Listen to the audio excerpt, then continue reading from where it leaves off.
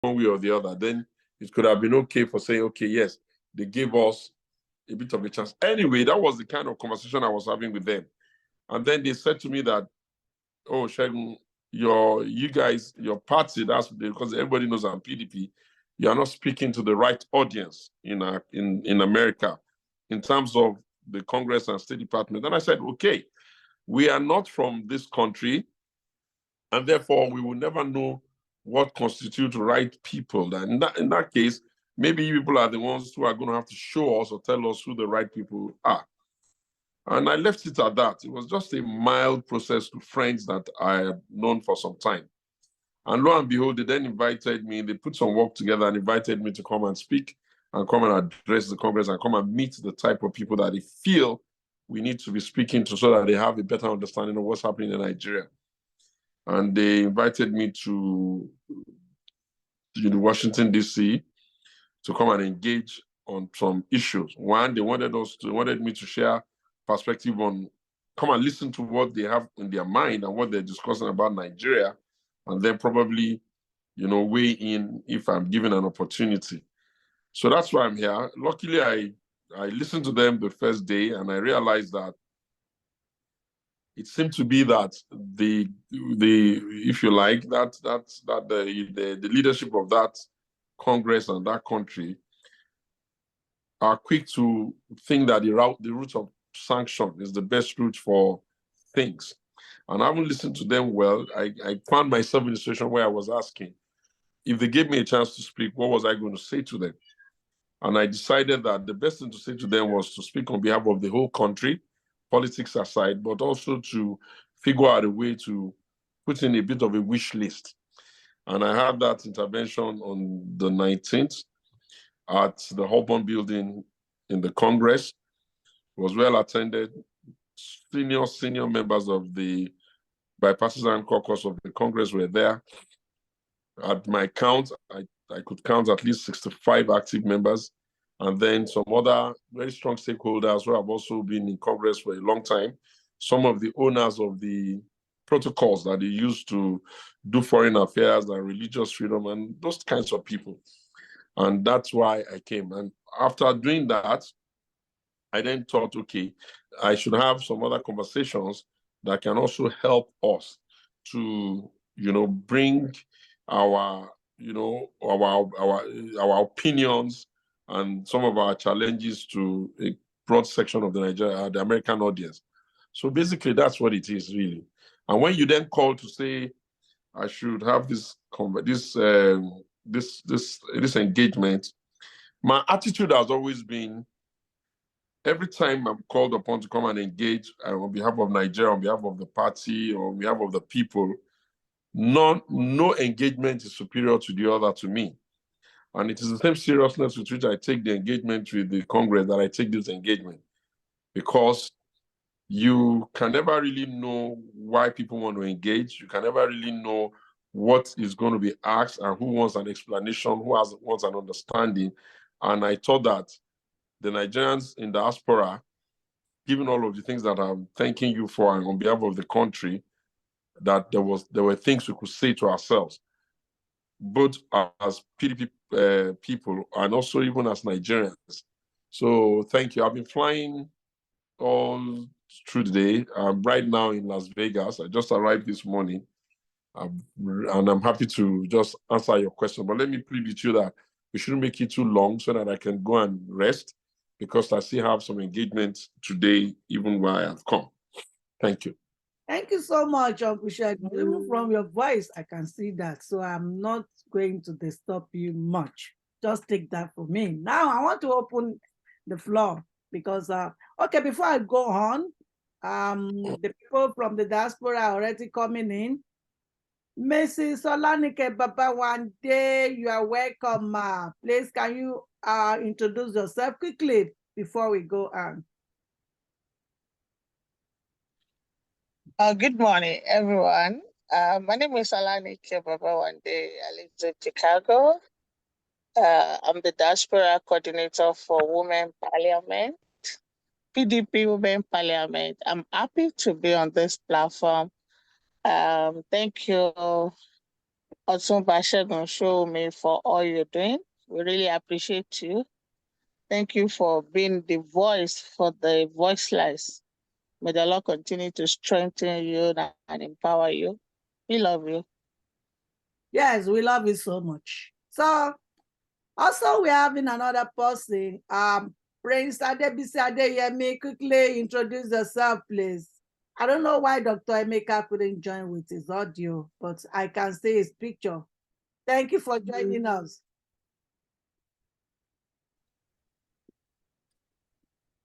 Okay, without wasting much of our time, let's go into it. We have all had it from Segun now. I'm sorry, that's the way I call him. So I'm sorry you take it the way I call him. We've had from him why he's here, and that has been him for so long. And he has been doing this job, and sincerely, I give it to him. Well done.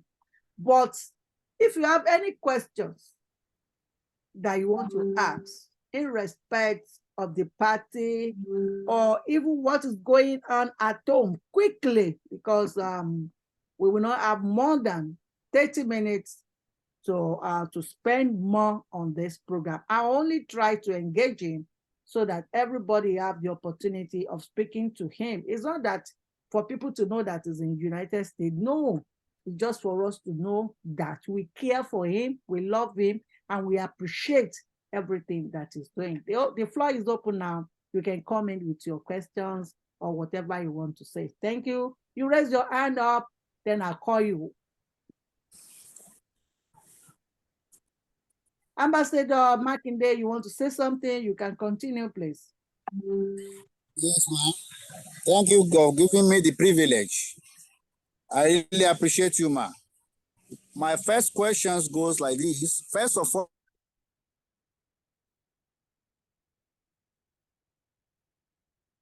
Sorry. You can hello. Continue, sir. You can continue, sir. First and foremost, we appreciate you, Dr. Mrs. Omalara. At the same time, I want to bring all this to everybody. I've not received that doctorate degree. No, in America, they don't take that. I have not received that doctorate degree. My name What is it? I have not received that doctorate degree in the United States. Okay, you receive it in Jesus' name. Mrs. They don't take Omalara. it. Okay, thank you. Now, my question is this. Having seen what our amiable democratic hero of our time, I mean, the late High Chief Raymond Alejo, Dr. C, have done so far, he has made a lot of contributions and some many achievements. Who's going to take his position after he might have left us, of which we are going to have the good judiciary result in Jesus' name? Who's going to take in charge of this man that has already left us? 1. 2, what are the criteria that we have to make sure we will win this election? How many people, members in PDP remains in PDP now? Thirdly, what is our contribution for His Excellency Otunba Segun Sowunmi? Because I believe he will take charge where High Chief Raymond Dokwesi stopped. Thank you. Thank you for your question. Quick one. Honorable Segun Sowunmi, you have the floor, sir. Well, thank you very much. First of all, let me say that High Chief Raymond Alejo Dokwesi, may your soul continue to rest in peace. You can't replace Dokwesi. Dokwesi, to know him the way I know him, is to understand that, nah, you can't. Where are you going to find the person from? Is it his time? Is it his heart? Is it his humility? Is it his energy? Forget that. That era has passed with him. But what can we do then if we cannot replace him? We can only try to continue the ideals by which you stand for. One of the greatest things, if anybody wanted to say anything about Draymond Duplessis, for me, must be that everybody tries to pretend that they are pan-Nigeria and that they are not tribal. But Duplessis is one of the very few people that I know and I vouchsafe for that all through his life, at least the one that we knew of in public space, Duplessis was truly a pan-Nigeria. For Duplessis, it didn't matter where you came from or whatever language you spoke or what your religious belief are. Duplessis related to people as human beings. So I think the first thing we can do for Duplessis is to try as much as possible, if only from our own tribe or PDP, to become a little bit more united and stop seeing things from the prism of tribalism. That's the first. To do that, we need to be fair to all. We will need to be our brother's keeper, and we will need to put ourselves in people's shoes so that even when we have a very strong viewpoint on something, if we notice that it's not sitting well with somebody else, that maybe because of tribe or religion, we should try to taper it down a little bit and then try to see where they're coming from. Maybe there'll be space for better accommodation. That's that. In terms of what are we going to do in terms of holding the party together, I think, for me, I think the greatest opportunity that the PDP will have will largely depend on how we use not just the diaspora people, but platforms like social media and meeting spaces like Zoom, Facebook, and all that to bind ourselves into a tribe. Once we bind ourselves into some kind of tribe, wherein you can never get too angry to leave your tribe. Even if you wanted to leave your tribe, nobody will even listen to you because you are perpetually a member of that tribe. And you are never too big to be bigger than your tribe. So once you start to think around the concept of tribe and look at the political party, maybe PDP as a tribe, then it becomes a lot easier, because if you are born in a particular tribe, there's absolutely nothing you can do to not be that tribe. You may be a renegade, you may not be participating, but you are still in that tribe. That will help us to build a sustainable platform that begins to become resilient to cross-carpeting and all these, anti-party activities that has characterized the politics of Nigeria for some time now. In terms of what are we going to do if we win the election and Atiku Abubakar, one thing I can say is that in a couple of days' time, the courts must come with some judgment, or at least the first set of court, the Court of Appeal. Let us be courageous, let us be hopeful, and let us wait so that we can hear what they say. And when we hear what they say, let us be broad-minded enough to read it with the intention to understand what they're saying, and then we'll wait on the leadership to take the right type of decisions that they want to take going forward. The reason why I say this is that if we're not very careful, under the guise of politics and election, we're going to overheat and injure our country. And yes, I know all the rumors and all of the issues around the judiciary being on trial and all that. But I think it's best to give them the benefit of the doubt so that we wait until they then come up with their judgment, so that when we read it, we may be persuaded by what they've said, or we may disagree. But at least we'll be disagreeing from the point of view of knowledge, as against disagreeing from the point of view of suspicion. There are always good people in any organization, and of course, there are always bad people. Whatever it is that is happening to Nigeria is not going to immune any Nigerian. Some of them will struggle to stay above board, and I'm sure that some of them would obviously not be able to keep them head afloat. Having said that, I want to plead with us to be hopeful, to be very hopeful. Some of the written arguments are in now. We know what the issues are and what our case is, what we are discussing and what we're asking them to rule on. One of the most contentious one is the interpretation of the 25% that is demanded of Abuja.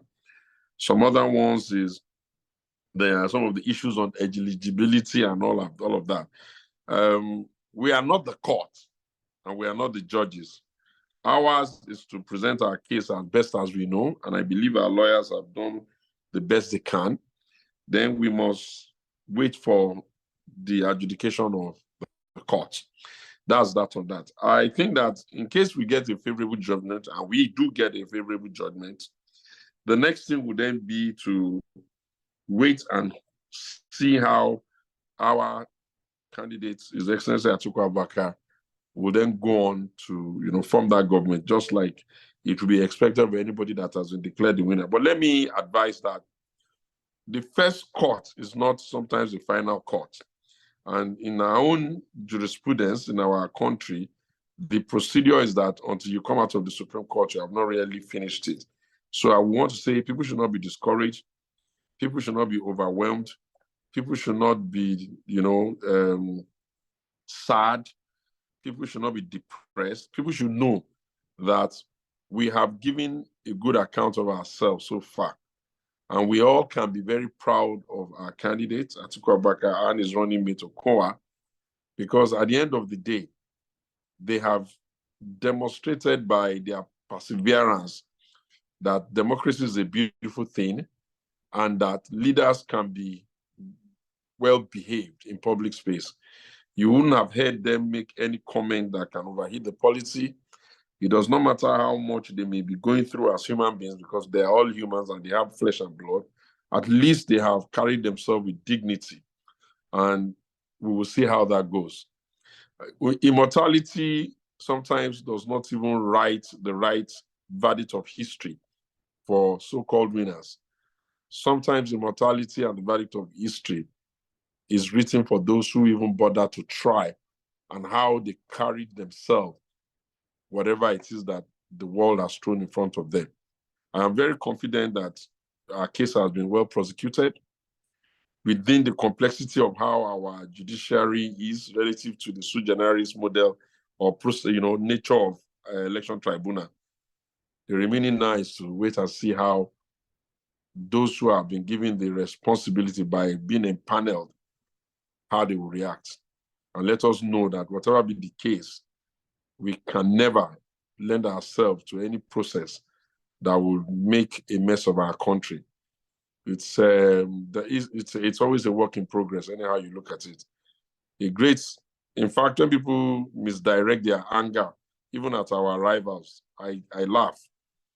I rather they directed their comments at the law and maybe the operators of the law like INEC. If anybody is abusing the electoral process, it is the duty of the electoral umpire to ensure that their process have the type of integrity that will not allow it for abuse.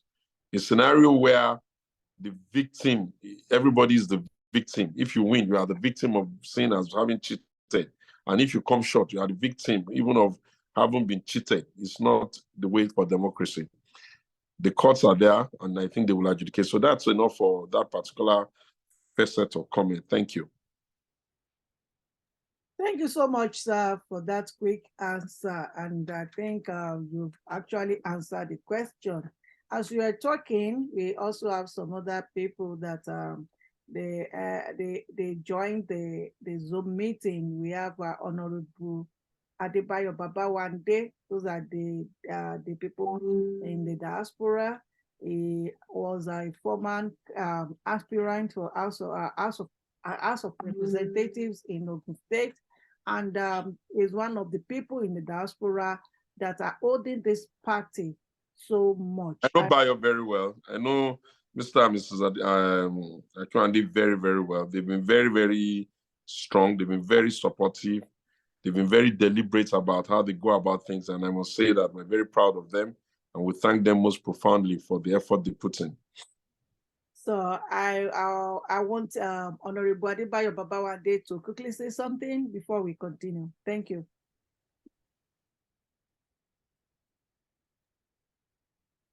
You can unmute yourself, Uncle Bayo. Good morning, distinguished ladies and gentlemen. And I want to say good morning, good afternoon, good evening to you wherever you are on this program. It's a great pleasure and indeed very, very cherished moment to have our distinguished Honorable Segun Sowunmi to be among us at this time, to be with us, I mean, at this time. Honorable Segun Sowunmi has been a very... Sorry, point of correction, sir. Point of correction, sir. Yes. Otunba. It's Segun okay. Sowunmi. You're welcome.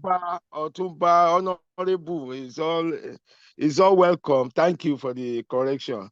Otunba Segun, Honorable Otunba Segun Sowunmi has been a very loud voice, you know, for our party, the PDP in Nigeria. And while others kept quiet, while things were being, you know, when the boat was being rocked, Honorable Segun Sowunmi has never kept quiet. He has been a voice, a lonely voice, like they used to say, probably in the wilderness. And we have been following in his footsteps.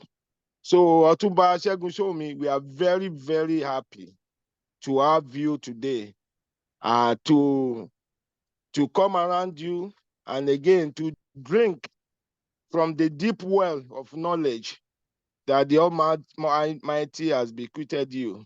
So it's a pleasure, it's our pleasure. And we have been following your footsteps here in the diaspora. We have been putting in the little that we can, as we know the situation of when it comes to Nigeria, we know the situation.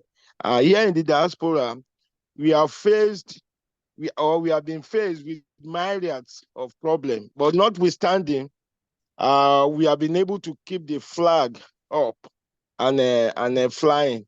So please continue what you are doing. You are doing great, sir. And like I used to say, and I've said it so many times, like I used to say, and I've said it many times, we need people like you.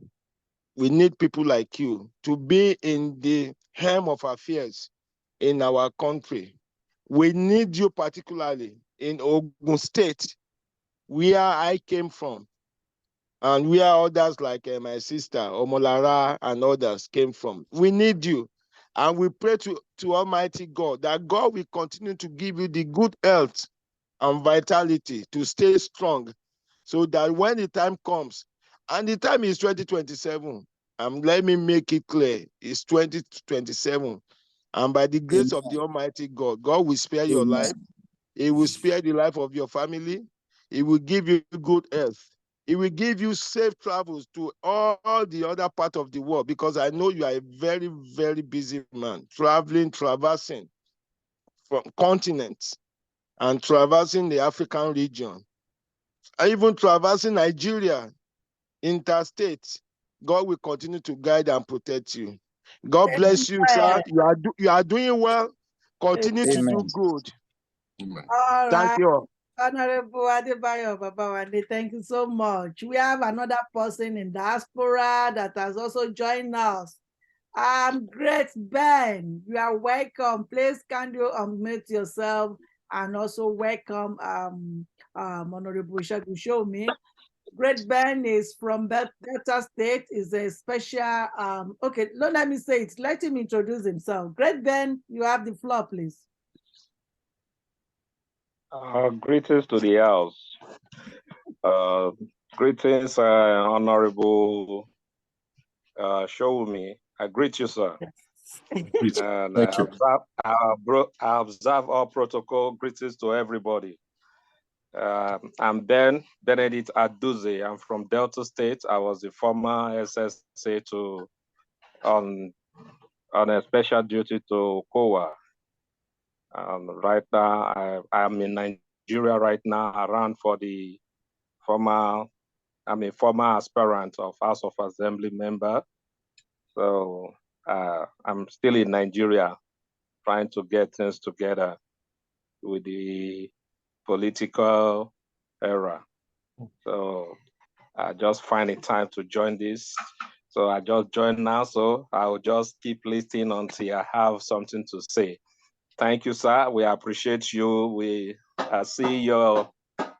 always see your good force that you've been putting in the party. We want people that will push, and we want faces that, and I'm not going to say scary face that will scare, but faces that will scare the opposition, because that is what we need. We need opposition, strong opposition. We just don't need people that will just sit down and talk one somewhere and be riff. For any country that don't have a good, strong opposition, then we should as well say that we are not in the politics. So I want to thank you. I want to appreciate you, and I want to thank my honorable sister, Omolara William, for this hosting. Thank you, and God bless.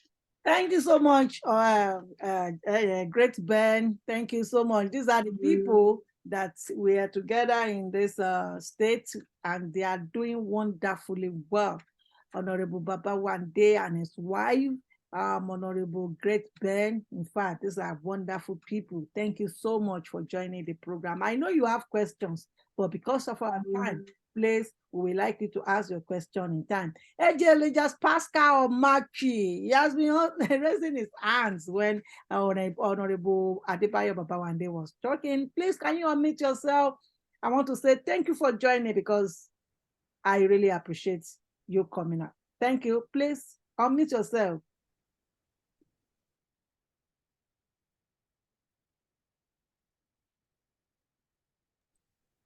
AJ, are you there? Yes. Hello. Good evening, everyone. Good evening. Hello. Good evening. All right. Okay. My name is Comrade Pascal Eje. I'm an ordinary member of PDP from Cross River State. I'm happy to join this program. I'm also happy that such program is going on, all for the growth of our party. I'm happy listening to our leader, Otunba Segun, who I admire so much because of his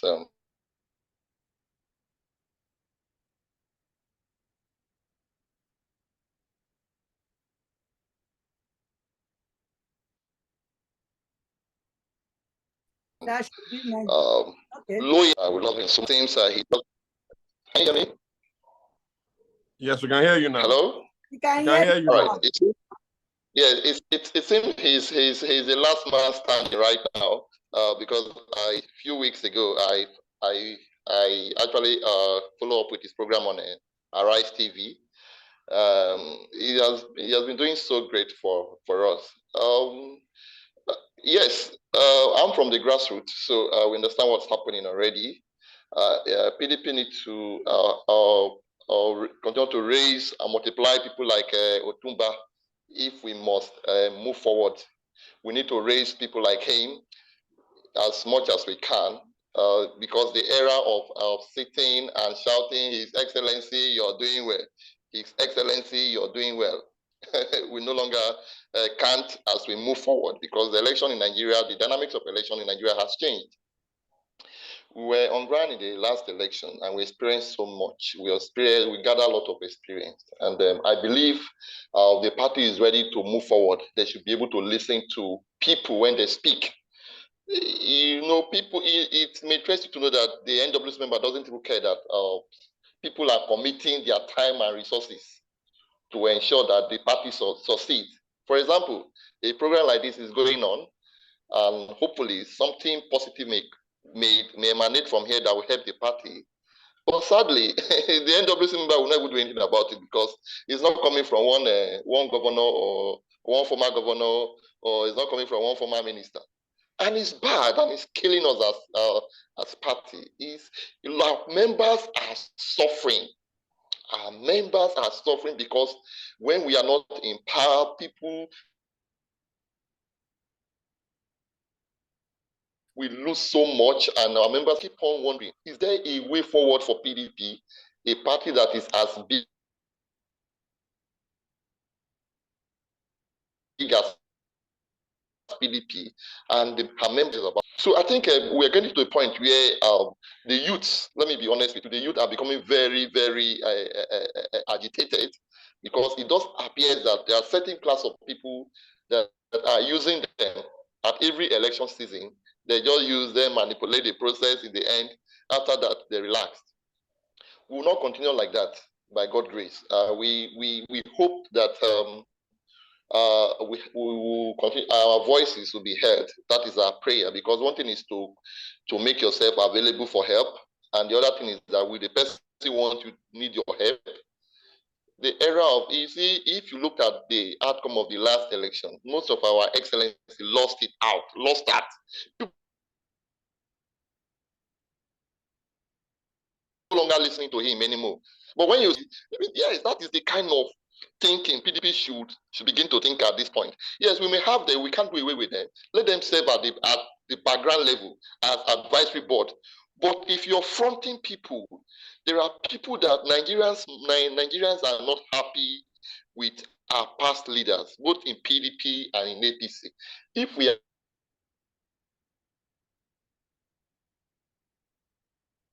are fronting people, we must front people that have business. We should learn from what Obi did in Labour Party. We should learn from that. So at this point, integrity speaks. It's not where one honorable will see something of people, and it's annoying. We deceive ourselves a lot.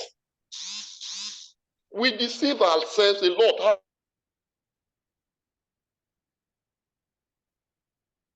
How long are we going to continue to deceive? A flag off the people that were mobilized from Cross River State? I mean from River State. I actually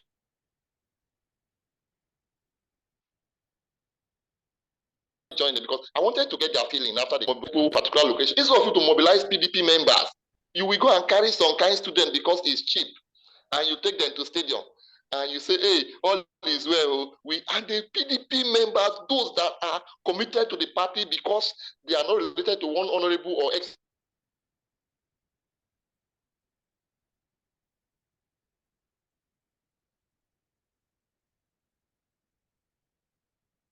It's a pity. I think it's network. That's Nigeria issue. I know he's going to come back.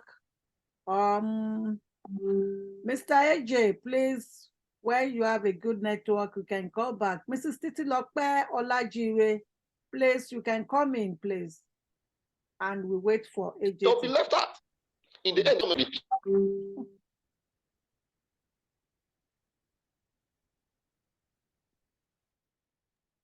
Mrs. Titilope, please come in because of the time, please.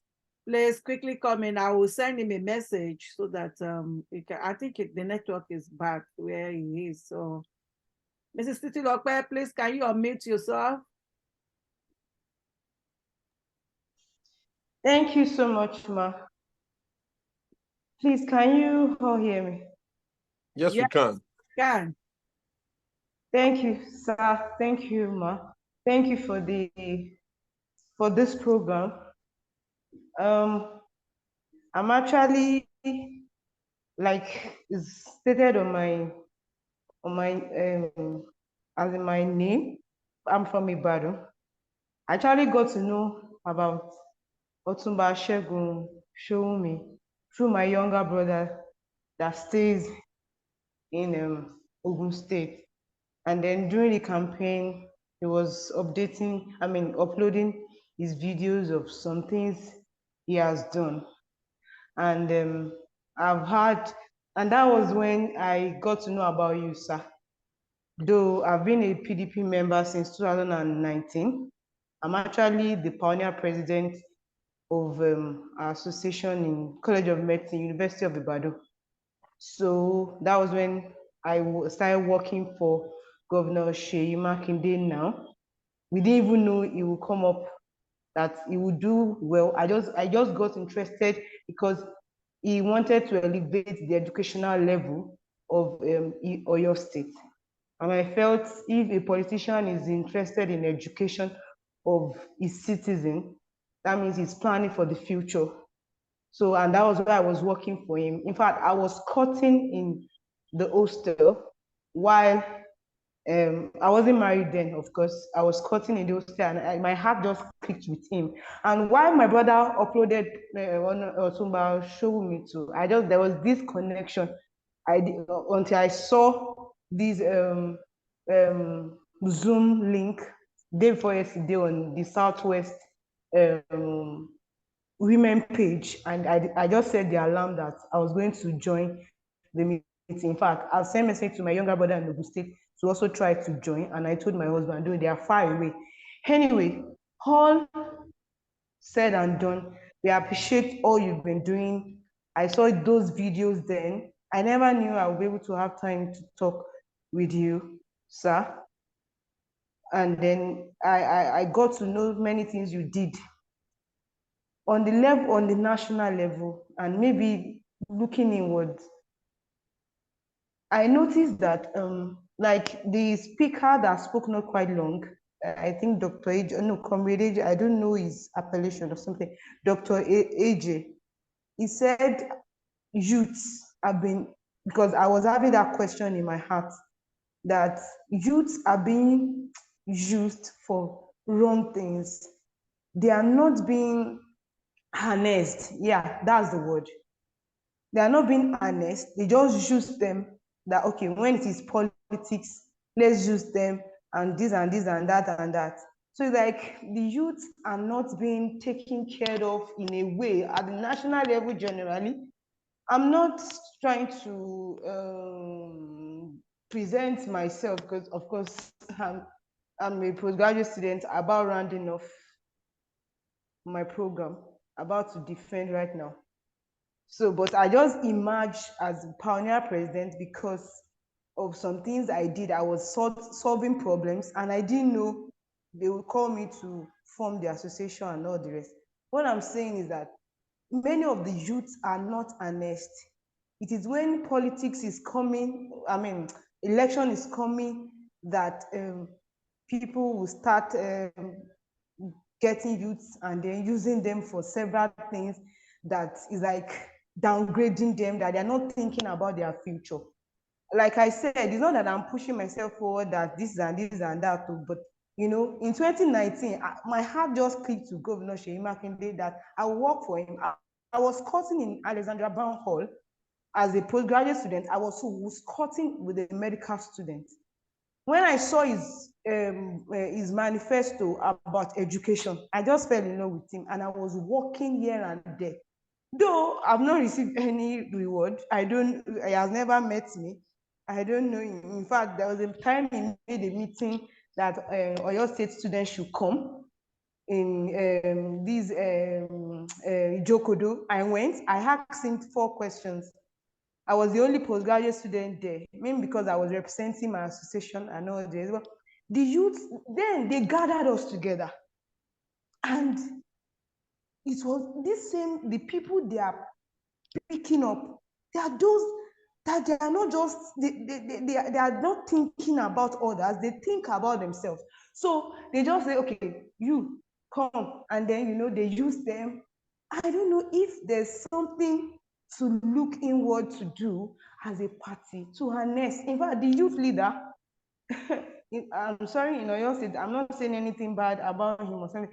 I don't know what actually is going on, what they are doing about the educational level. I remember I asked Engineer Seyi Makinde then that what is he planning, what is his plan about postgraduate studies? Because I noticed that postgraduate study is the most neglected, postgraduate students, they are the most neglected in the tiers of education. And this is what is making other Western countries very great. They do research.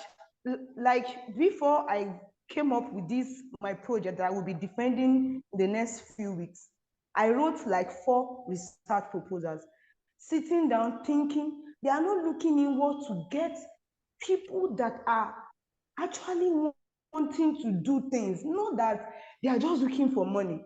In fact, like I said, I'm sorry, I'm not pushing myself forward though, but 2019 till now, some people have been making jest of me. All the work that you did, kilo ribo in Concon, that I said, at the right time, God will reward you. But the point is, can we sanitize the youths, so-called youths, and look inward, not just looking at the name of people?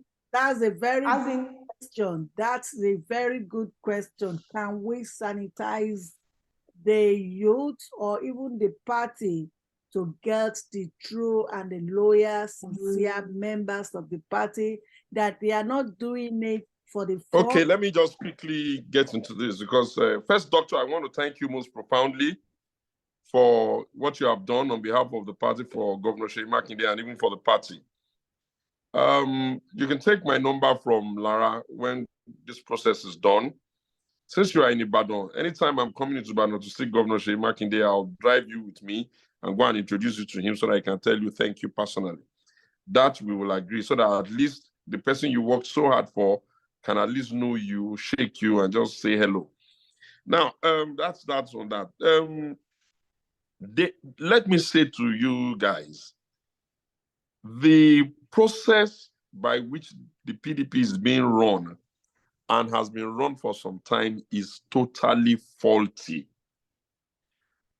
For us to become a political party that can survive, win election, do well, be happy with itself, create a culture, be effective, we need to rewrite the entire protocols all over again. I have been inspiring them on the inside for years, stopping short of saying pushing myself forward, because my attitude to life is whatever idea you want to implement, if you speak it to others, maybe somebody may even be able to implement it, maybe better than you. But I have seen that maybe I am the leader I'm looking for in them. And I'll tell you what do I mean. There is no way you can run an effective political party that will be sensitive to all the demographic, young and old, if you first of all do not have a party register that has integrity. That's a no-brainer. You can't say you have X amount of people in a political party if you are not really sure. People that are members of clubs, hall, associations, and all that, they know they are members. And there is a way they register and keep their register. And there is a way they determine who is able to be eligible to vote and all of that. We need to clean up the party register so that we know who we are, who are the people there. That's basic. The second thing is that we cannot insist that we're going to continue this 25-year-old culture of only some elected members funding the party or one big man funding the party. It will not work. We need to figure out a way where everybody can fund so that everybody owns the party. The quantum of money you need to run a party is not so much. It is the one they are wasting or spending on irrelevant things that is the pressure on the party. I also believe that we need to figure out a clearer reward system for political parties. And I've gone all over the world to look for how do they fund, run, and keep their party people motivated. The best model I found it with the Brazilian Workers' Party. And what do they do? In the Brazilian Workers' Party, before they even go for an election, they have already zoned the position. What do I mean? They will say the zone that has the largest, that brings in the largest number, for instance, they will say they're the ones getting finance. Then they will say the zone that brings the next is getting this and that. So each zone has an idea of what is coming to their zone even before they start. So what then happens is that the leaders of the zone now try very hard to make sure that based on what they think they want to bring to their zone, they get the numbers. For instance, if you want to be in charge of finance, and maybe they say the zone that has the largest number is getting finance, there's no conversation. Everybody goes to work. Now, assuming without conceding or not say, okay, maybe Southeast zone gave us the largest number in an election. There's no conversation around whether that zone is producing the Minister for Finance. That's already settled. What will now be the conversation will be the leaders of that zone will now go back and go and produce the candidate they want to carry that, that flag for them. And that candidate knows that he's getting that flag because the zone produced the most numbers. Do you understand? Therefore, he too now understands that for them to continue to be able to produce those things, they need to fund the party, motivate the members, be connecting with the people. So that, the positions in government is plenty. Can you now imagine when everything is already divided according to zones, not just throwing it to zone because the president comes from a zone, throwing it to zone based on the numbers they produce. What I found with them is that they set up their cabinet almost the same day they are installing president, because the zones that produce the number know themselves. The collegiate that produce it know themselves. If their leader has the academic qualification and the pedagogical skill for that position, he goes to take it. If he doesn't, within their zone, they just pick the next person. So it's almost as if everybody knows what they have to do. And the zones are in perpetual competition with themselves. If they say, oh, anybody that gets the second is getting agriculture, the zone that knows that they are interested in being in charge of agriculture, just go for it. I'm not saying we should take that model, do you get? But the business of politicians working like donkeys to get us election results, then when we get the election result, we start to pretend as if within the political class, you can't find people that can do the job. It's not going to work. Because why the hell would we do all the work?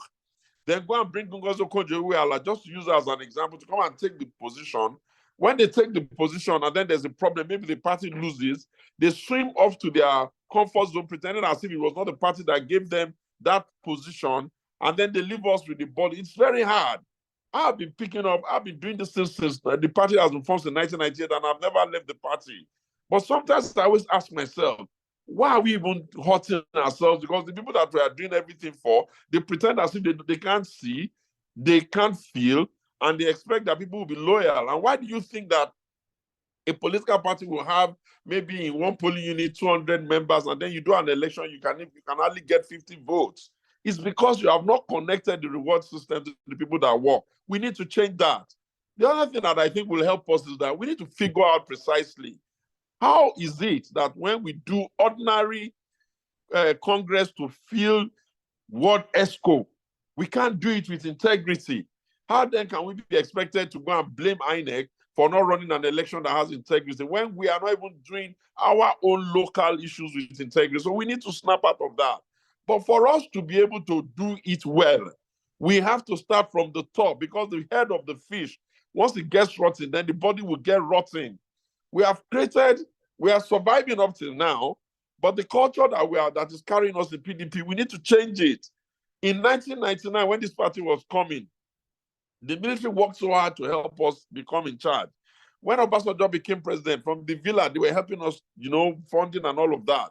Since Atiku has been around, he's been building himself to help us to be here, without leaving the effort of the Governor Wiki and co. But the point I'm making is that we put all the burden on one person. And then at the end of the day, we need to change our model.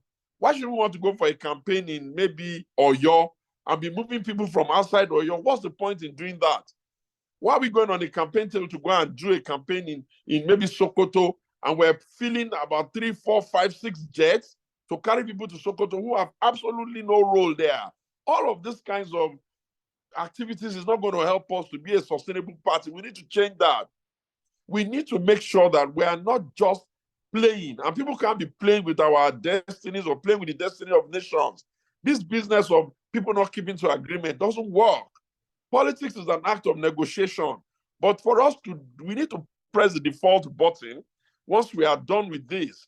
One of the reasons why I've been supporting Atiku Abubakar for the length of years is that I believe that he understands that this process is not working and it has to be reformed. But for us to reform it, we need to probably either get power, if we get power, or start reforming it from ourselves, wherever we are all sitting. The business of giving party structure to one individual in the state is madness. A political party belongs to all persons, and all persons must have equal access there. But it also comes with its own responsibility. So I get what my friend that is in Delta is saying. And I also get what the Dr. What's your name now? Dr. Olajire is also saying. But I'm saying the same thing you are all saying. But for us to change it, we need to now begin to show a little bit more interest in who are the people we're sending forward to go and represent us. We must be sure that how can somebody that is not part of our party, doesn't stand with our party, doesn't defend our party, is not wearing our name on his sleeve, be given our NWC responsibility? How and why? Is it that there are no loyal, reasonable passionate, diligent party member that we can send. A political party is almost like family. If you are not a member of our family, then our matters will not even pain you. It will not upset you. But if you're a member, it's like imagine that something is happening and your family is being attacked. Immediately, you don't need anybody to tell you. The little you can do from where you are standing, you're just going to start doing it. That's how it needs to be. And it takes time for you to be ingrained in a political party. This business of they go today, they come tomorrow, they go today, they come tomorrow, and they come to be leaders of our party is very painful. One of the reasons why when we were trying to do the 2023 election, I was just praying that we could just find a way to just finish the problem, because I could understand from the point of view of how long people like them, Governor Wike has just been standing, putting so much, working so hard, helping us to challenge opposition, attacking opposition on our behalf. I could understand the feeling, and I didn't want us to lose him. But also, I also need to understand that, okay, sometimes things don't go your way. Yes, everybody can see the hurt, but if you are too angry, how then can we then reconcile? Okay, look at where we are now. Some people have gone and say they are in the villa with just 8 million votes. Can you imagine what would have happened if we were not fighting? Imagine if we understood and we were not fighting and Peter was in the party. That's winning the elections before 12 o'clock. Imagine if we could understand ourselves and maybe Governor Wike was not so angry. We will not beat APC. We will crush them. And I've said it over and over and over again. Nobody has been beating PDP apart from PDP itself. It's always men that PDP has made who will be getting angry, who pretend as if they don't know who made them, who pretend as if it was not the same platform that made them who they are, and then they'll begin to say that something happened. What about the times they've been doing actions that others have been tolerating? And I'm not talking in terms of G5 now. I'm talking even way back. I mean, where's President Jonathan on the matters of PDP? This is a man that obviously he knows for himself that he will never have amounted to deputy governor if not PDP, governor if not PDP, vice president if not PDP, president if not PDP. Who has a moral responsibility to be standing and looking for solutions to the problem more than him? But every time you see him go to the villa, go and greet them there, do this, do that, as if it's not the same, as if the party died. The same thing can be said about President Obasanjo. If we didn't get him out of prison, give him the PDP, make him president twice, why would he be so discontented towards PDP? Take the others too, and we can continue to stretch it. How can anybody say that the parents that gave birth to you, they're the ones you really want to kill? And what are you creating? All the things they said they've been creating, they've not been able to create anything that even is remotely close to PDP, because after all said and done, yes, maybe we're waiting for the court to tell us our position. We know what happened. We know that we're the party that really won. We know that we were maybe shortchanged and all that. Never mind what's going on in the court and all that. But tell me, what have they all created that is different? And when you tell me about Peter Obi and the obedient movement, that's also for me neither here nor there. Because at the end of the day, the fact of the matter is that the pathway to winning an election, we all know it. Nobody can be standing and walking up and down the street claiming that he has more integrity than everybody. And at the end of the day, okay, what have we done now? We have created a scenario on our hand where we ourselves know, and all people in Nigeria are now suffering because we were fighting a totally needless, senseless fight when the Nigerian people were waiting for us to come and rescue them. It was clear to everybody in Nigeria that the last 8 years of APC was a disaster. But what did we expect the people to do when, instead of us to come together, accept that everybody can be on the chair at the same time? And we have led by example. In Ogun, I was having a running battle on Abutu for the ticket. When the chips were really down, okay, they didn't call my case to Supreme Court. I was not happy, but I understood that not to support and try. Let's just go and try. Let's just go and give it our all and see how far we go. That's how to be party men. And that's how to be party women. The reward will come. Dude, I can tell you the number of years I've been running up and screaming, shouting. I'm never tired. Not because I can't go to opposition. I have the kinds of skills that any political party will want, and I have access there. But I just believe that, okay, a lot of people look up to me. A lot of people say, I go into airport, people say, Mr. Sowunmi of PDP. Am I going to now just disappoint people just because of what? But at the end of the day, we need to be reforming. We should not be a party that will just be I can understand if we lose to people that are better than us. We can't be losing elections to people that are not half as kind as us, half as empathetic as us, half as reasonable as us. Whatever it is that you see them doing that they are calling policy now, it's purely stealing our ideas. Atiku Abubakar was the first person to put out his manifesto in 2023. It was after we had put out our manifesto, talked about everything, that all of them now started bringing their manifesto. Do we need a magician to tell us that they were copying our work and probably trying to improve it to some small adjective? And now look at what they are running. They don't even know how to run what they say, what they are running. How can they know when it was never their idea? But how do you want us to explain to ourselves that an election that we could have won at 12 o'clock, if only we have been able to be reasonable and our leaders have understood that this party is bigger than anybody and bigger than everybody's ambition? Now look at where the country is. People can hardly feed at home. The price of hydrocarbon and fuel is going up. They are telling us all sorts of useless stories instead of telling us precisely what's going on. They've not seen one single human being to punish for the previous mismanagement of our, subsidy regime, and yet they are putting more burden on the people. In one breath, inflation is going up. In another breath, they cannot even, the little, you don't have light. People have to use, run their own diesel to fuel, to do their water, to do everything. You are not thinking about that. You have not increased agricultural produce so that you have a bounty harvest so that at least they can feed. You've not done that. You're so the APC is so irresponsible. It comes to the table every day pretending as if it was not in charge of this country for 8 years. The most irritating thing they've done right now is that these are people who Buhari, their president, did what they call it, people, vulnerable people's list. They did a list and they were putting up 5,000. They are past 8 years now. Instead of them to clean up the list and all that, they are telling themselves that that list does not have integrity and therefore they're going to start all over again. Then the question I should ask is that why are they not trying those who were in charge of that funding for 8 years to come and explain how come the list they used to say they were doing money doesn't have integrity? They seem to be willing to punish the Nigerian people, but never to hold themselves to account. But for you to be able to do it and take the conversation to opposition, let us work first on ourselves. When we work on ourselves for some time, then we'll take the play to them. I don't play with them. Every opportunity I have to get into a conversation with them, I just state it properly. I'm not rude to them. I'm not insulting them. I'm just calling them out the way they should call. And then those of you that are PDP members, either at home in the diaspora, your friends, you need to escalate our voices.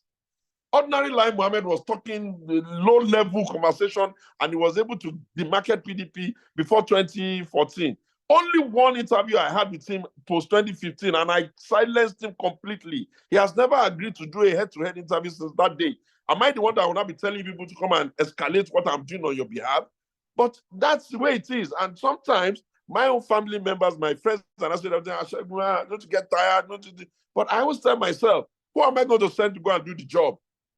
Is it the people that are so duplicitous? Today they speak one side of the mouth, the next day they are speaking with the people that are claiming to be PDP people, clapping for Bola Tinubu every day on their Twitter handle. For what? He is having his own party. We are having our own party. He has his own policy. We have our own policy. He's the candidate of their party. We have Atiku here. That was why I decided that, okay, maybe I should go and show example by just going to greet the Waziri during the Ramadan, just during the Eid, just to try to show how to behave. A political party in government that's the party. It's for all of us. A political party in opposition, their own leader is the leader of opposition. You can't be pretending as if you don't know who the leader of opposition in Nigeria is. If you need to help him, you help him. If you need to stimulate him to do more, you stimulate him. But you cannot pretend as if you don't know where the opposition leadership is. And if you want to help, you can reduce the rhetoric. You don't need to be adding more to the fire. Where Governor Wike, people will be abusing everything. What are you abusing him for? Or they are the weakest people to be abusing Atiku every day. Abusing him for what? Have we finished abusing APC? Have we finished abusing the Bola Tinubu and their people before we will not turn our guns onto ourselves like people that are under a curse? So I think that I have tried so hard to show you a broad view. We can show them the roadmap of how to rescue this party. It's not the first time, the second time, the third time, the fourth time, the fifth time I will give it to your leaders. What I have found from them is that they are damn too selfish. They simply don't understand what time it is. They are set in their old ways. You'll be telling them this is not going to work. They're going to insist that that's what they're going to do. I mean, how do you explain to yourself that you are a political party that you send money for election and somebody will steal it and there'll be no consequence? How can we appropriate money for election? You take our money, which we said you should do for election, you want to keep it in your pocket, and we have not sent you to jail? There's no law that says the PDP cannot call EFCC to come and probe his own account.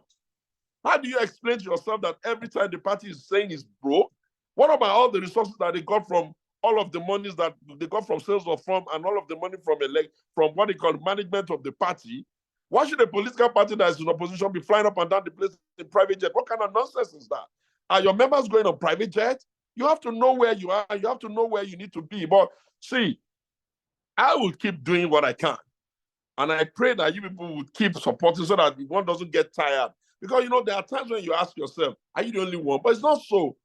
I just believe that we have a 25-year-old party called PDP. And we cannot all go and throw 25 years of our work in the dustbin because of something that is fleeting. After all, the Bola Tinubu and co. did not join, they didn't leave their party to come and join our party to set up their own party. And they've only been in charge for 8 years plus. We were in charge for 16 years. Our responsibility is to stand firm. Our responsibility is to work for the party. Our responsibility is to keep doing what we can do. I can guarantee you, anyone that works, there is a God is able to reward you even more than a human being can reward you. I mean, how do you think I'll feel? I go to the US Congress a couple of days ago. My thinking was that I was going to talk about Nigeria and all that. And I'm standing there and some of their top leaders are telling me, oh, we did a bit of research and we saw all of your interviews you are doing in Nigeria. The world is too small. The world is a global village. There's nothing you are doing that is lost. You are doing it first because you have interest in it. Then you are doing it because you have passion. Then you are doing it because you want to make a difference in society. And the reward, I promise you, will come. The policies on education, has anybody even come up with any policies better than PDP? We were the one that created universal basic education that is allowing all Nigerian students to be covered by at least 9 years of education. That's our policy. We were the one that did universal basic health process that makes every area have like universal, this, what they call it, primary health care. These are our policy. Our history is not bad.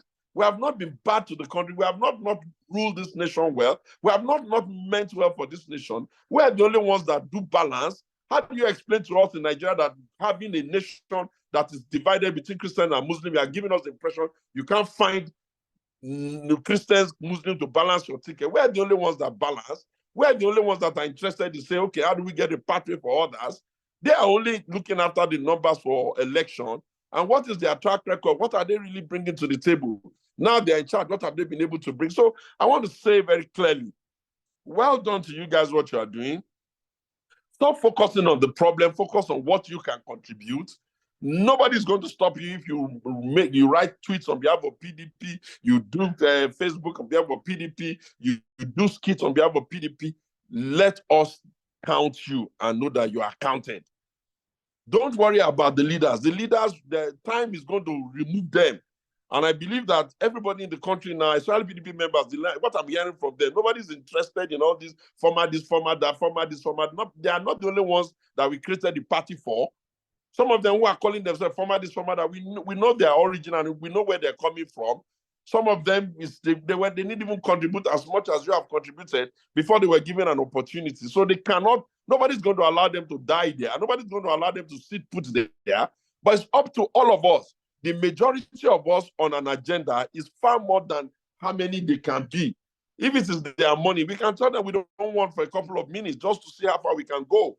And when it is time for us to now start looking for how to do maybe the next NWC or whatever, we can sponsor ourselves. We're not going to allow people to be dividing us so that we, at the end of the day, would now be cheerleader for people that are not serious. Honestly, that is my view on this. Thank you. Wow, this is wonderful. I think you have spoken everything that everybody wants to ask.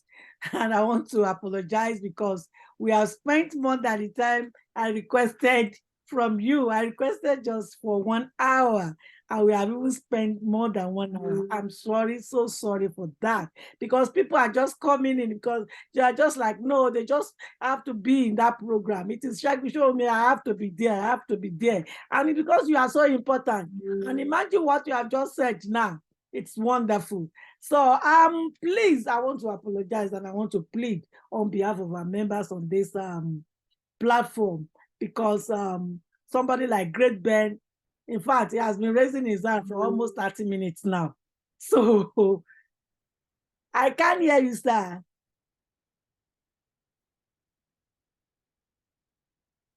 You mute yourself, sir. Can you unmute yourself, Uncle Segun? Oh my God, ask your mute. Yes, am I unmuted now? Yes, sir. Yes, sir. So I said, okay, I've heard you. I'll take some more time. Oh yeah, go ahead. Thank you. God bless you. Great Ben, you have the floor, please. Thank you so much, Honorable Sowunmi. You have really spoken the mind of so many people here. And I really appreciate, because you hit on so many points that I would have asked questions on. Because you see, some of us you see on this platform, we've been in this probably since 1999. During Obasanjo, we've been running all over the United States, both home and abroad. And you see, I come to discover something which you have already spoken about. And if we did not take the bull by the horn, we are going to lose a lot. Because this last election is just a eyesore. I call it a tsunami, the last election. And if we do not have to change our way of thinking or our way of running the party now, is going to affect a lot of things with this party. I will set an example.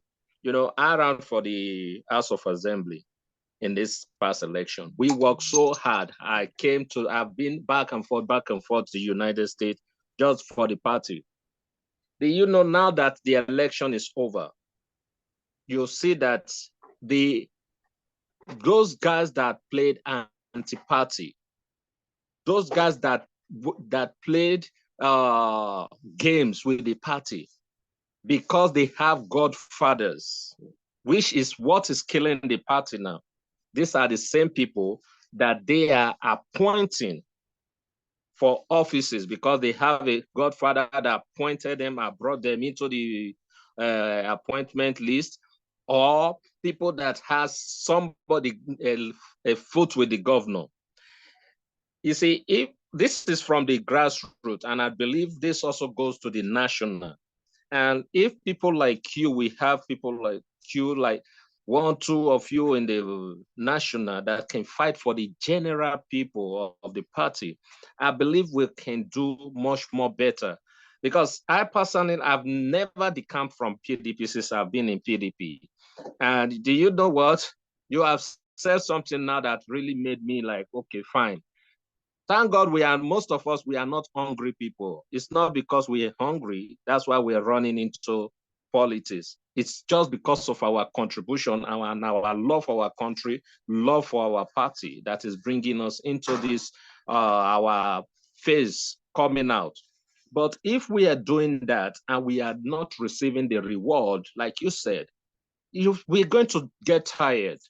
And once we get tired, it makes us to start going to try the other door, neighbor.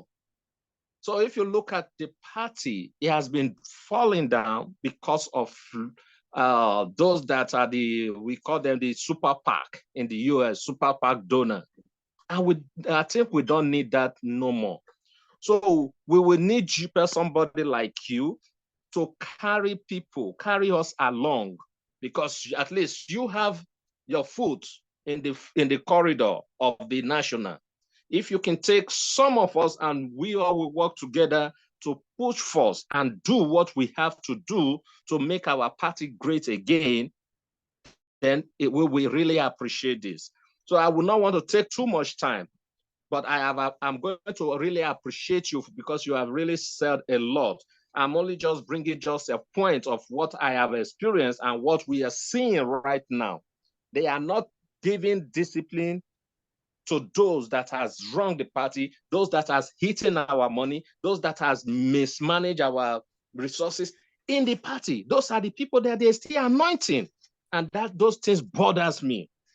So I want to stop here. Thank you so much. We appreciate you, and we will want you to push on and keep giving us some of this encouragement, because to be honest, with something I have seen, I was already planning for 2027. That's the game. We're going to play it other way too. So I want to thank you so much. Thank you, and God bless you.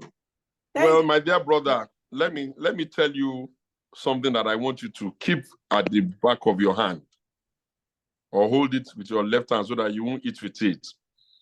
You see, okay, sir. I see them going to APC in large numbers. Do you understand? Right. But my fear is that they are just going to end up destroying that party. Because one political party cannot accommodate everybody's energy. Right, that's true. There is just a limited number of positions they even have there. If you are to look for an example, imagine if those who left in 2014 to go and help them form APC, the Bukola Sarakis of this world, imagine if they had just been a little bit patient. Now they went there, did they even accommodate them? They have run back.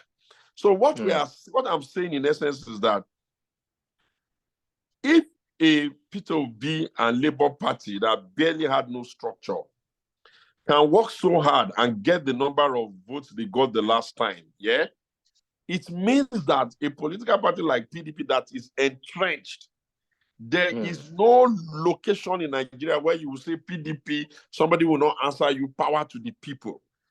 All we need to do is refocus the engine of our party and know precisely what we are doing and figure out how we can create a reward system. For instance, I'm extremely disappointed that in the PDP, they never call all the aspirants that paid for form for election after an election to even talk to them. They don't always seem to understand that those men in the first line are the ones that funded the money they were wasting, and that those men have followers. They will go with the person they gave the ticket. They'll be pretending as if that one person can win all by himself. And when the fellow loses, they would have lost maybe about 10 other people who bought form. I would think that a serious-minded political party will look at all of the people that bought form, bring them into meeting, give them some responsibility, give them the motivation to push on. After all, they did not win at the primaries. But if because of one person that is going to win at primaries, you are going to end up losing 7, 6, depending on the number of people that bought form in that place, do you know how much damage you are doing to the party? But you can't persuade them to do these things. The things that need to be done can only be done by somebody who understands why it should be done. And I want to believe that by the grace of God Almighty, we will continue to suggest to them ideas. If there's an opportunity for us to serve, we'll present ourselves just to see whether there is something that can still be done. And my prayer is that let us not be deceiving ourselves. The party that MK Abiola used to run election is SDP, was SDP. The party that Tofa used to run election was NRC. Where are those parties now? If we continue to say it cannot happen, it cannot happen, it cannot happen without reforming ourselves, we're going to find out that we may not even be able to go better than where we are now. I'm not afraid of the outcome of 2023 election. That's the easy one, is we've seen it. I am even more concerned about the potential of 2027. That's why you see that I'm not resting. I've been running up and down the world, begging people, begging experts, begging government leaders, begging stakeholders that have power in government to just help us a bit so that we don't even have too many things stacked against us. You can't be running campaigning in lazy. Peter Obi has redefined campaigning in Nigeria. You can't run a lazy campaign and win election anymore. You have to be out there in the field. People must be able to touch your candidate. They must be relatable. If your candidate is busy in one side, another person can. What is the purpose of going for a campaign? You are carrying you are carrying PDP presidential candidate, you are carrying him, carrying the governor and the vice president at the same time. Why? Can we design a campaign that when the president is going in this direction with a team of people, the vice president is going in this direction, woman leader is going in this direction, youth leader is going in this direction, so that we can be interfacing with the people on about 5 or 6 touch points. We can't continue to say that, oh, our idea of campaign is we just carry ourselves to the stadium, go and pack all sorts of funny-looking people, stand there and be shouting PDP power to people, not say anything that makes sense, not touch people, not relate with people, and then at the end of the day, we'll be wondering where the votes are. The biggest stadium in Nigeria can only accommodate 50,000 people in the state. What is the number of 50,000 compared to the number of votes you need? So we need to rewrite our election management model. Of course, I have some ideas that we can give them if they will listen, or get the hell out of the place and let people like us take charge and come and help them make the party much more sustainable. So don't be discouraged. Don't be discouraged. Don't be discouraged. Don't be discouraged. Don't be discouraged. Every organization goes through trial. We have lost a few elections. Yes. I'm sure we can still win one. If you have anybody that knows anybody that can beg His Excellency former governor, you saw, we can just go and beg him. I would have, if I had the access to him, I would have just begged him that, please, mister, what is done is done. What is done is done. Let us all come together now. People have not killed each other's children. There's no reason for us to be losing to people that are not better than us. If Atiku had been presidential, if we had won our election easily, and we didn't fight so much, is somebody going to be discussing his Wike's name on ministerial list? Are they not the ones that would have sat at the table to even determine who's going to be there? There's so much to be gained by cooperating. We can't be, no. If you have 9 and you say you're not going to allow one to join, you can never be 10. So you have to understand that for a political party, there are 200 million people in the country. How can somebody be winning an election with 8 million votes? And we have been around since 1998, and we are happy to lose by how many? The numbers that is available to PDP, people who know us, if they are telling lies on us, are we not aware of the truth ourselves? We just need to remind them. We just need to show them. And I'm sure that the Nigerian citizens themselves, I can guarantee they're already regretting that decision. Because you can't wake up in the morning and be pretending as if Nigerians are not going to eat, or that you have money to feed them. You are not housing people. You are not providing water for them. You are not providing light. You are not providing food. You have not provided any serious means of transport. And you are coming to tell the people, what are you saying? Are you saying that the people should be clapping for you and your friends so that their lives can be reducing? Or are you saying that you do not know that you're already depressing the economy, even as it is? Every economy moves on movement. Multimodal transportation movement of people from one place to the other is the basis by which you get an economy to be vibrant. Because by people moving, they are spending, they are interfacing in the economy. That's why you see nations that are calling people for tourism, and you people are there, depressing our economy, depressing the country, and pretending as if you know what are they doing? They don't know what they are doing. You are sitting down with people to be saying, oh, you don't want to be using petrol. How can a nation that it makes its own money from petrol and its attendant resource like crude oil be joining people to sit down in the meeting in the world to be saying that they don't want to be using petrol? What does that make sense? You are trying to demarket the product that you yourself are using to make money just because your leaders are irresponsible. You are not willing to do your refinery. You are not willing to punish people that are stealing the money through your subsidy, whatever you call it. You are not willing to call them to order. You are pretending as if the subsidy money just flew into the pocket of people in the villages. If you say they are carrying our petrol across the border, is it not the responsibility of government to make sure that the border is not porous? Why does the Nigerian people have to carry the burden of irresponsible administration? And when we told them we wanted to remove this thing much earlier during the Jonathan PDP regime, this was how they were opening their nose, opening their face, pretending as if they don't know what we're saying. And at that time, we're telling them we'll do this thing gradually, and we'll reinvest the money into some other things. They are just basically taking our project. Are they the ones that did rail? Did Jonathan not complete the process of that rail with the Chinese before leaving? Or are they the ones that did second Niger bridge? Did we not complete the process? But when you don't have a number of PDP people who are equally as passionate, who are equally as interested, who can defend and say, yeah, we did this, that cannot be. Nobody can argue with the fact that we gave them 6334 system of education. So they can't. That you're having free, they are doing superb, they are collecting money. Nobody can argue. That's our policy. Nobody can argue with our policy on education. We practically put universities everywhere. Nobody can argue with our policy on what they call it, minimum wage. Nobody can. Nobody can argue with our policy on rural health. They cannot. Nobody can.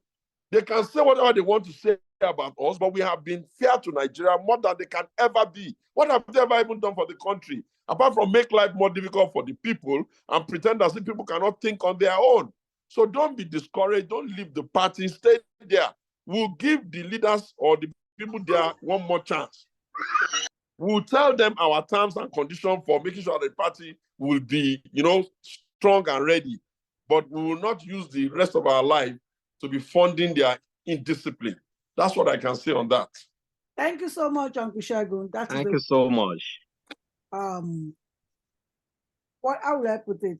Advice is a good advice for Great Ben, because I felt disappointed hearing such from Great Ben, because Great Ben has been somebody that so much loved the party. He contributed a lot to the party, both here in the United States of America and even at home.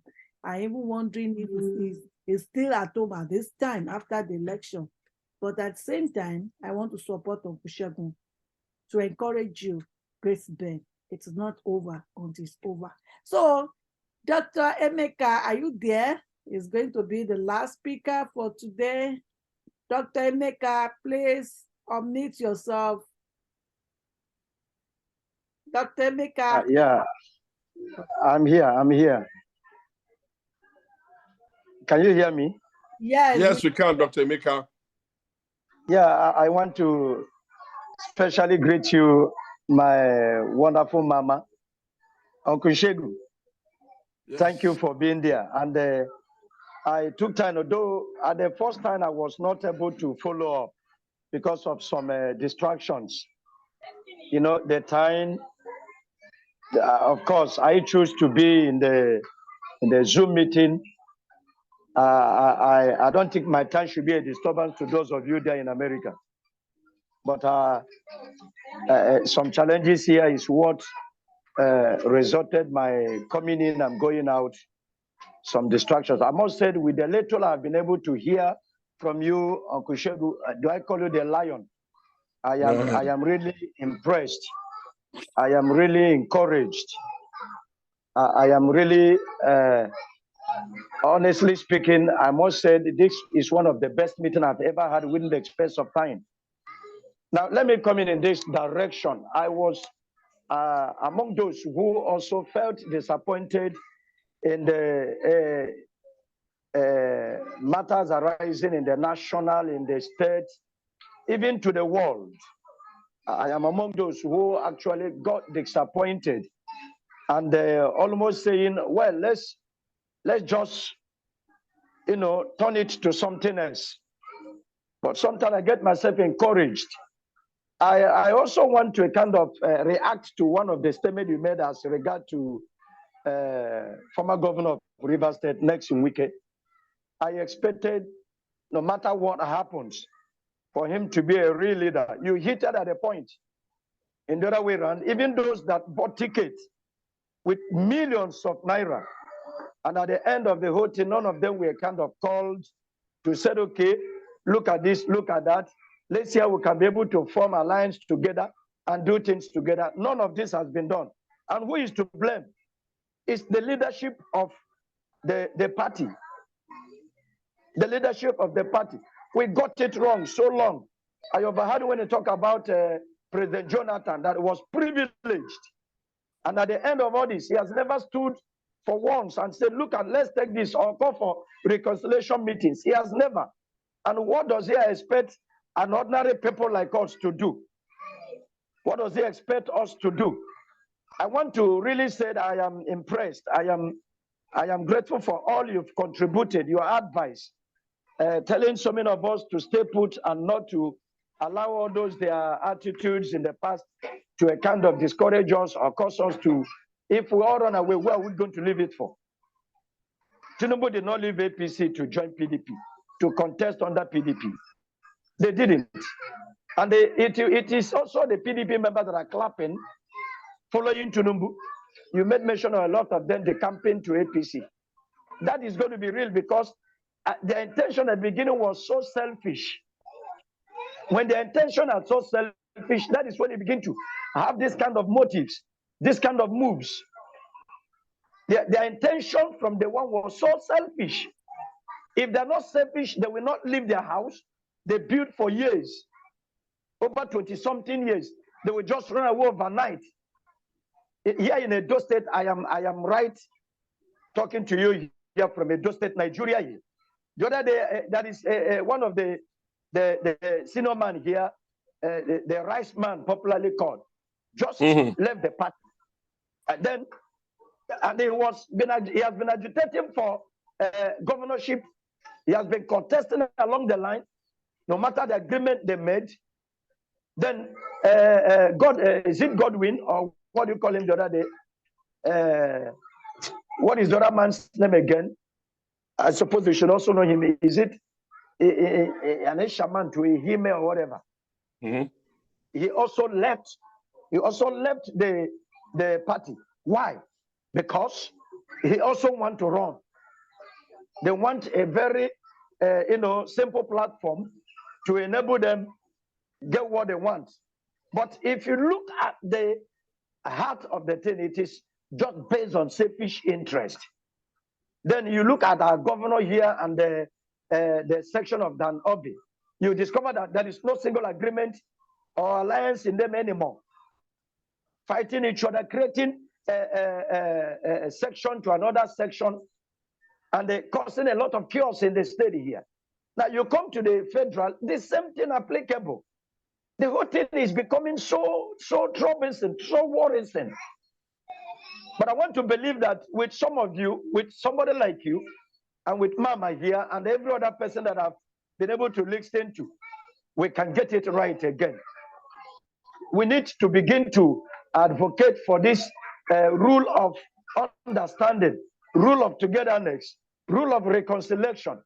Sell the ideas. Those who have been in this system, call them again. When they are being called and give them a sense of belonging, I think they will not begin to run away. They will not begin to build other parties and leave their own. They are working on all along. There are a lot of things I would have loved to say, but I know the time is no longer favorable. A lot of people are sitting around me. If I turn the camera, you see a lot of people sitting waiting. And I was only trying to make sure I just air a little view in case of when next the meeting is being called, I should be able to know how to program myself and join fully. And the conversation, I believe it will go a long way. It will go a long way. I appreciate you, sir. Mama Omo, God bless you. God bless you real good. And I've always been talking about you, even in some of our posts here. So I want to encourage you to keep doing what you've always been doing right. That standing on the honesty, I bet you will live to eat the fruits of your labor. You will live to get your reward. So keep it up, man. And God bless you. Thank you, the Lion, and every one of you. Thank you. Thank you so much. Thank you, Dr. Emeka. It's good having you. I think this is my first time of speaking with you, and I really appreciate you participating in this forum. The Lion himself has already listened to all what you said, and I believe after this program, because I only try to bring this program together because of him. You understand? And most of the time I've been trying to get hip of him. I didn't. He's always busy in Nigeria. But thank God, God brought him to America for me. So I was able to steal out of his time. So thank you for joining the program. We're having two people to ask the question. Second to the last person. I'm sorry, any other person that's going to raise his hand will be for another time. Ambassador Makinde and Mrs. Olanike Babawande, those are the only two people I'm going to allow them to ask their question. So because Honorable, I want to call Honorable Olanike, Chief Mrs. Yeye Olanike Babawande, she's going to be the person that is going to be vote of thanks to Uncle Segun. But before her, I want to welcome Ambassador Makinde to please quickly ask your question before we round up.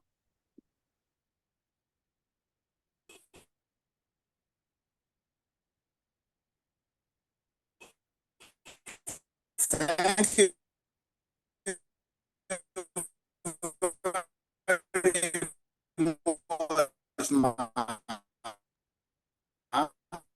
Sir, your network is a bit somehow.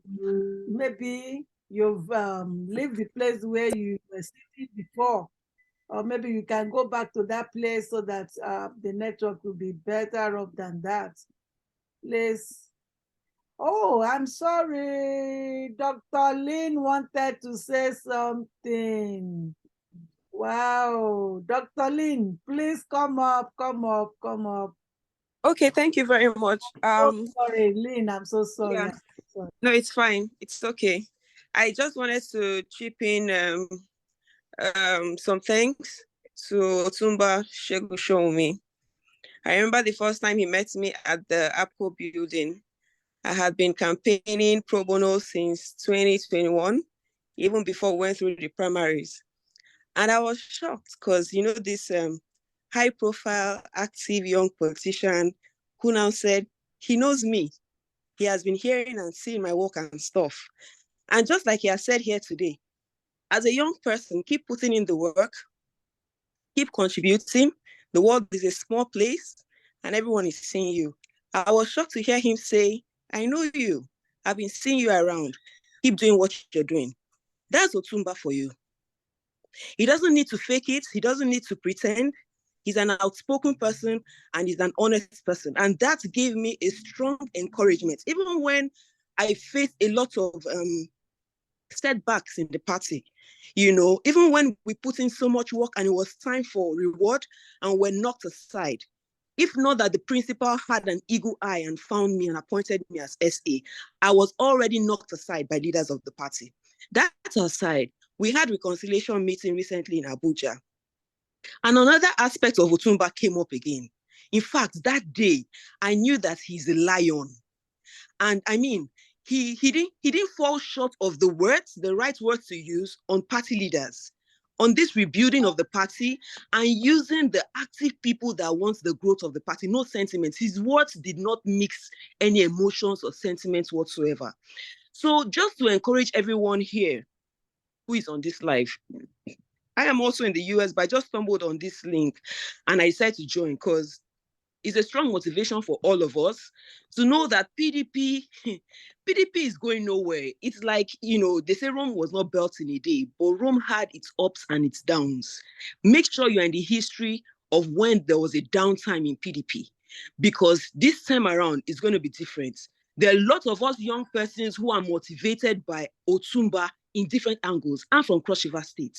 There are lots of us who understand that there's that one young person at the top whom we are holding his own. And we know that the moment we are mentioned anywhere, he will be the first to say, look, we need a change. So let's all keep doing what we are doing in different aspects of the world. First, it's for the love of the communal gain of Nigeria as a country, then a love for the party. And I know that God will see us through. Atiku Abubakar has been battered. Sometimes I look at his pictures and I tear up. A man that is being hit back, right, center, from outside, from inside, and he says nothing. It is another thing I learned from him. His silence is truly golden, and that is a leader that we must follow. Now, going through what is happening in the party, we should remain dogged, we should remain focused, and we should know that the lights will shine very soon. Thank you, everyone. Thank you so much, Dr. Lynn, for that. So after the program, let's with Uncle Segun. So we also discussed after the program on the message you sent to me. Now, Ambassador Akinlapi, please, are you ready for your question? Hello, ma. Oh, yes, we can hear you now clearly, sir. I'm very sorry because the network's very bad there, but I will quickly go to my question. One, I will suggest let's form a team, because on my first speech, I asked a question that who is going to carry the load, or who is going to follow up the good legacy of Chief Raymond Dokwesi, in view of this, I want to suggest that let's form a team, rebuild PDP, or let's rebuild arc of PDP. I just suggest that you should take from us and start from this moment, led by Otunba Segun Sowunmi. I just make that suggestion, please. Because Chief Raymond Dokwesi started TCOM team when PDP needs them for reconciliation. So I'm suggesting this one. Thank you very much. I do appreciate it. All right, thank you. That's another question for Uncle. Can I answer that now? Yes, sir. First of all, let me thank Lynn. Lynn, you know, God will do in your work. I can guarantee you that the future of politics for you in Nigeria is very, very bright.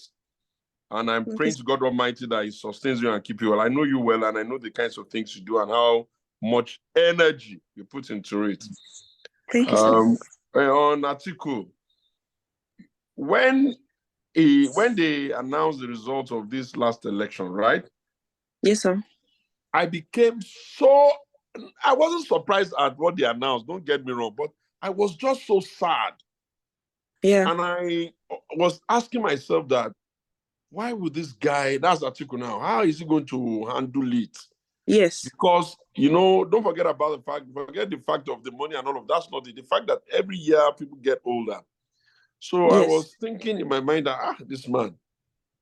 And then when I saw him, I asked him, I said, Waziri, how are you feeling? He said he was fine. So I asked him, I said, do you even think that there's God? Because I can't imagine how there'll be a God and all that. And then I think he told me that, this is the thing I want to share with you, Lynn and everybody. Yes, sir. First of all, Atiku said to me, he said, Segun, even me, I don't understand, but I still have a lot of hope in this country. Can you imagine that? Wow. He said, I don't know why, but I still have so much hope that the future of this country is bright. And then he said to me, well, if we don't believe in God, what are we going to believe in? Can you imagine? And this was someone, don't look at Atiku from only this election. Look at the journey. Now look at the journey with the sacrifice from 92, them Abiola stepping down, all of that.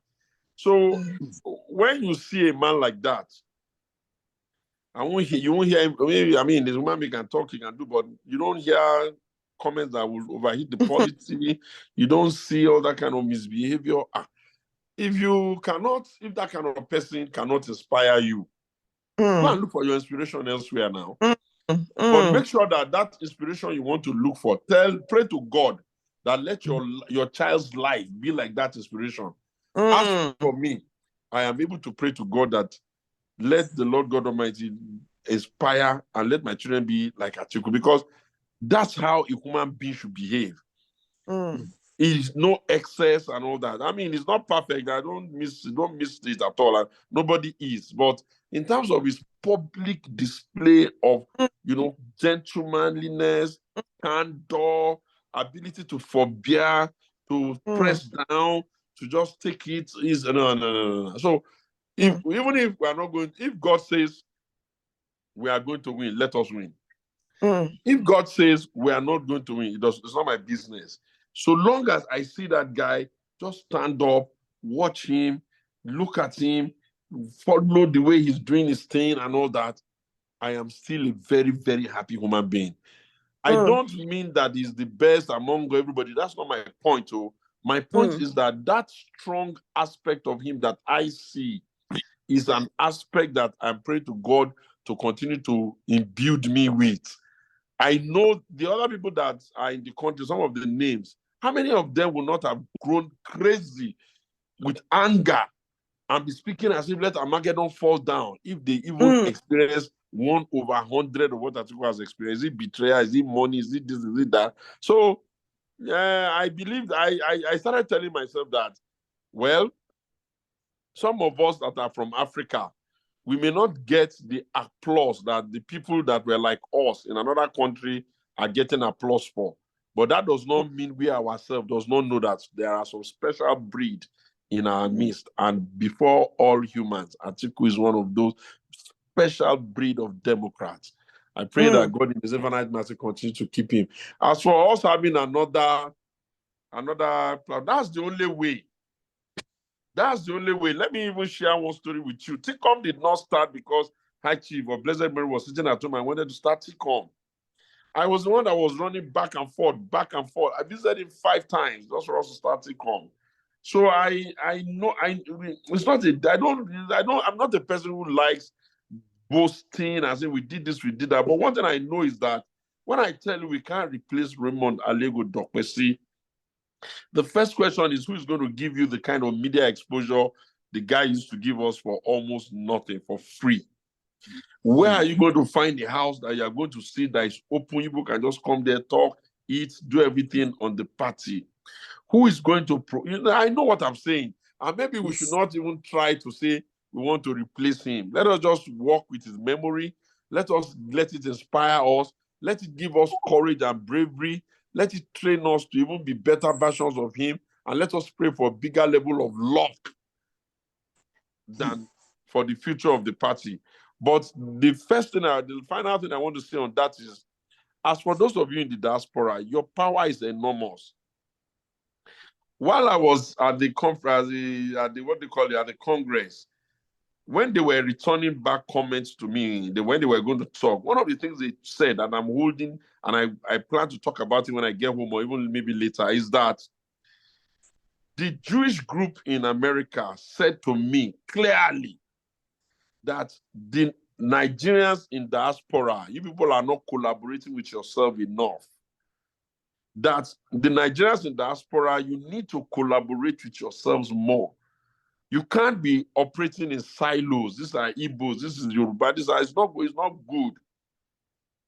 Try as much as possible to leave the tribalism that is at home, leave it at home. You are living in developed countries of the world. Try and make yourselves one so that you people can, in unity, push the Nigerian agenda. I'm sure that in Israel, they have tribe of Benjamin, tribe of Jesse, tribe of Manasseh, and all of that. But when they are in the international community, they speak as one. And I'm sure that the Chinese too, they have the Mandarin, they have all of those, their tribes. But when they are operating against the world, they speak as one. I'm sure that the Arabs too, they have the Quraysh and all of that. But when they are speaking out in diaspora, they speak as one.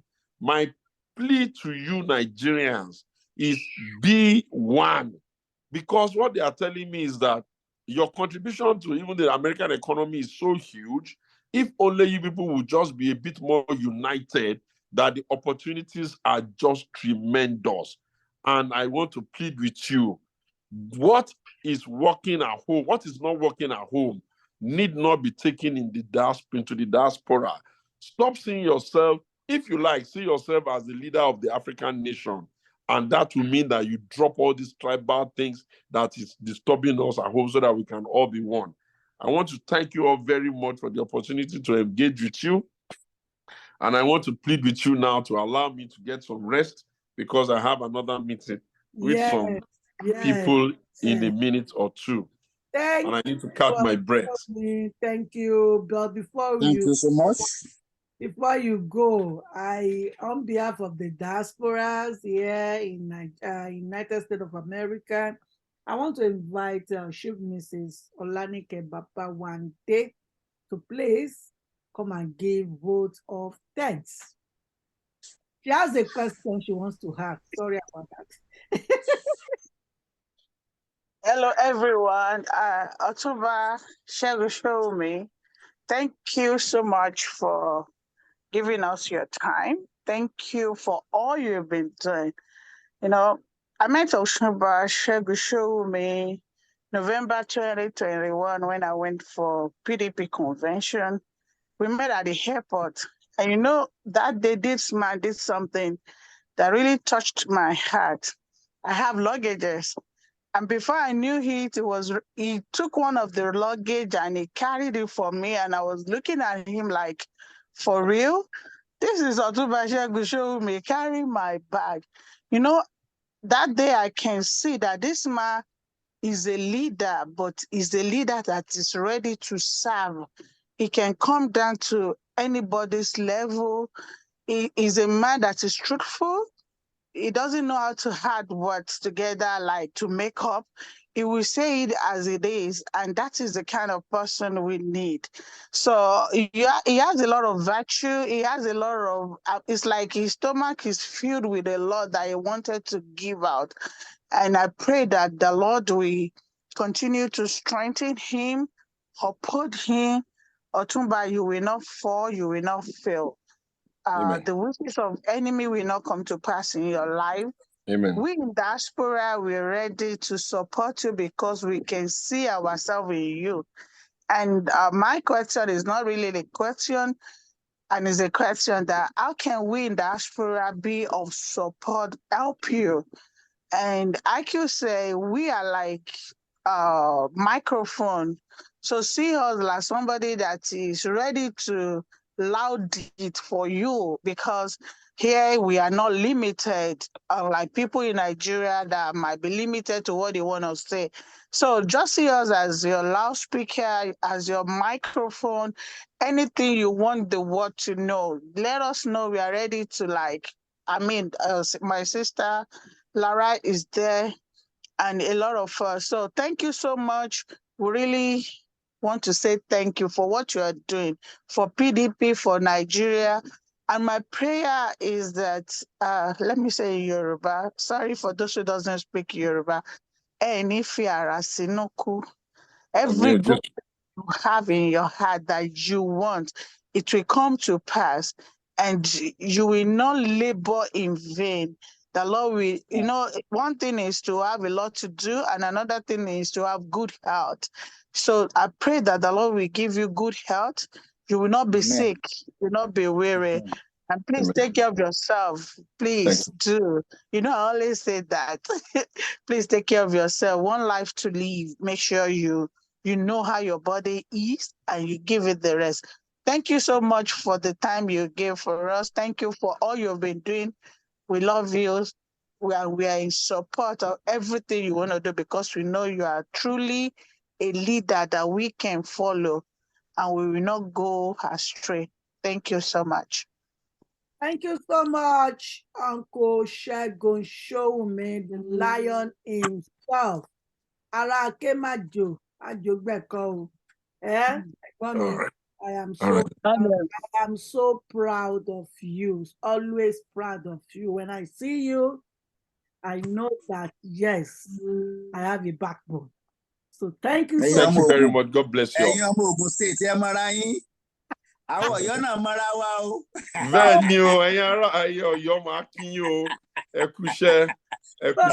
done. God bless you. Yes, we are together. Thank you so much. The number from God bless you and keep you well.